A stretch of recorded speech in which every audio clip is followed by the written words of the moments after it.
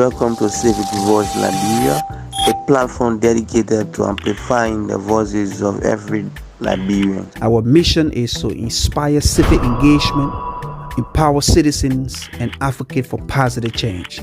Join us as we explore the heartbeat of our nation, holding conversations that matter and paving the way for a brighter future. This is Save It Voice Liberia. Your Your voice, voice, your future.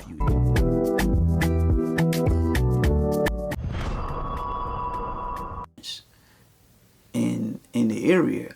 So if Russia and China gain influence, because now Russia will be there for protection in terms of military and all of that, and then China on the other hand will be there for infrastructure. Both countries. So the U.S. is afraid that they might use that deal, and you, as you saw, France are being thrown out of their place anyways, and these companies are trying to be independent. And here's a good thing about it: if the U.S. were good to these countries in West Africa, Africa as a whole, Russia would not go there and try to make anything different, because the thing that Russia will try to do, it will already be things that they are doing, right? But now Russia went in there to help, even though that helping is not really helping, it's a rob, but just different. They're not staying there. At least they're robbing the country, but at the same time allowing the country to thrive on their own, right? So the main goal is first they started with a domestic destabilization, because once you set that up, now the unraveling begins. Then escalated with force. Workers were terminated across the U.S. Among that, 275,000, 180,000 were federal employees, notably from the Department of Education, the EPA, Civil Rights Divisions, and public health sectors. Like I mentioned earlier, whenever these jobs, the government is taking it away, know there is something crazy about to happen, according to history. Okay, because I've done my fair share since I've been in the U.S. and then just dig into history, world history, U.S. history. Like I'm not an expert, but I'm just saying what I learned from history, because history always repeats itself. And another 95,000 were contractors, support staff, regional workers. The move was dubbed an austerity realignment, but its timing and targeting point to political purging, not budget cuts. DEI, diversity, equity, and inclusion department across universities, corporations, and public institutions was systematically dismantled. And here's the thing: I saw a lot of people talking about DEI. The DEI was like the new racial slur that they will be using on African American, right?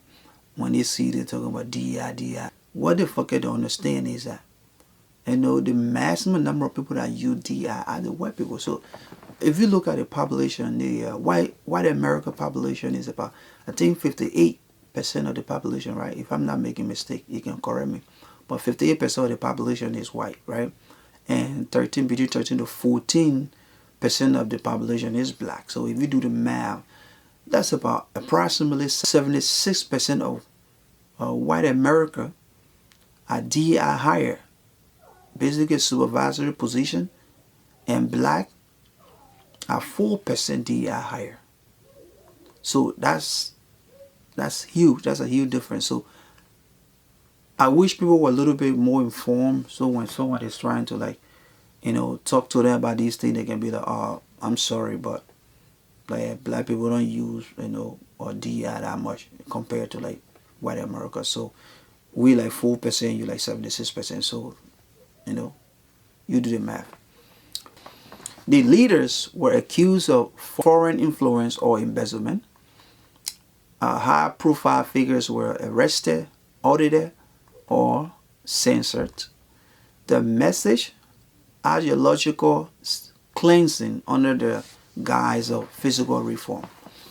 Now, it decided to send over 500,000 immigrants, primarily Haitian, Venezuelan, Cuban, and Nicaraguan. So, receiving deportation orders. This is what's going on right now. All the protests. Thousands are taking to the streets across the country to protest immigration and customs enforcement. The epicenter is Los Angeles. City officials say the vast majority of demonstrators there are following the law. When these peaceful rallies end and the protesters head home, another element moves in. Officials say more than 20 LA businesses have been looted, and a small part of the city had a curfew last night. I would appeal to the president to stop the ICE raids so that we can have stability in our city.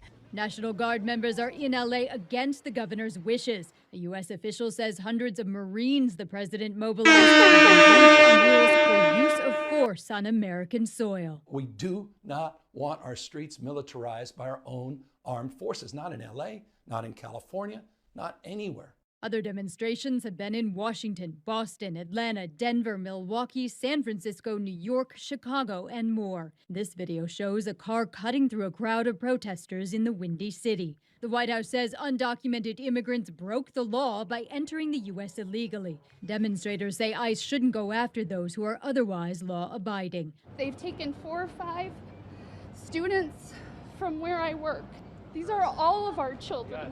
And we need to take care of them and protect them and their families.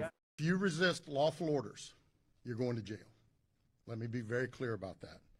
If you block an intersection or a roadway in Brevard County, you are going to jail. If you flee arrest, you're going to go to jail tired because we are going to run you down and put you in jail. If you try to mob rule a car in Brevard County, gathering around it, refusing to let the driver leave, in our county, you're most likely going to get run over and dragged across the street. If you spit on us, you're going to the hospital and in jail. If you hit one of us, you're going to the hospital and jail, and most likely get bitten by one of our big, beautiful dogs that we have here. If you throw a brick, a firebomb, or point a gun at one of our deputies, we will be notifying your family where to collect your remains at, because we will kill you graveyard dead. We're not going to play. It's all this noise, all the different countries that it seems that the world is on fire. There is war everywhere. And this right now, it's not, all of this is done on purpose. This is not a mistake. And many of these people were professionals, nurses, teachers, engineers. Family were torn apart. You're trying to send these people, some of them been here for a long time. They got families. You give them a program to come here for 2 years, but there was something happening in our country before they came here. Biden allowed these people to come here because of what was happening in our country. So now the 2 years is done. I know he's trying to go with the law, but the 2 years is done, and the situation in our home country is still not resolved. And that situation, who was the cause of those situations? It's you. It's you. The cause of this situation. You got war everywhere. You got people that are telling you, oh, go and attack this, go and attack this. Especially you have Netanyahu. At least name a couple of good things that Zionism has brought to America. I mean, do you have a clip, by the way, Skylar, of Bibi Netanyahu just listing every war that we should get involved in? Yeah, let's run that. If you take away the Soviet Union and its chief proxy, the PLO, international terrorism would collapse. If you take out Saddam's regime, I guarantee you that it will have enormous positive reverberations on the region.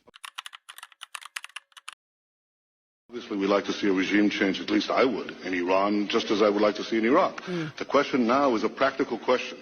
What is the best place to proceed? It's not a question of whether Iraq's regime should be taken out, but when should it be taken out?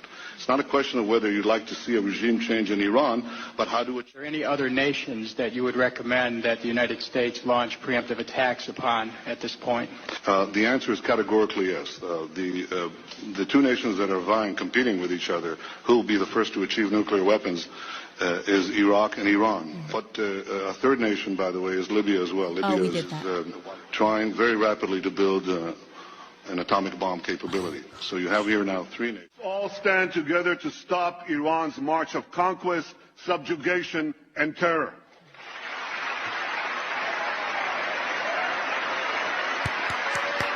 Beautiful. Beautiful. We can come out of this. That is just... Thank you, Bibi, for telling us again that American sons and daughters must die overseas because of weapons of mass destruction that we just never seem to find.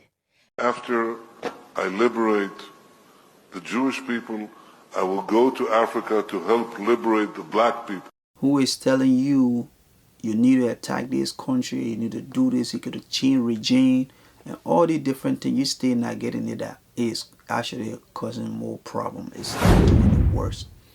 You know,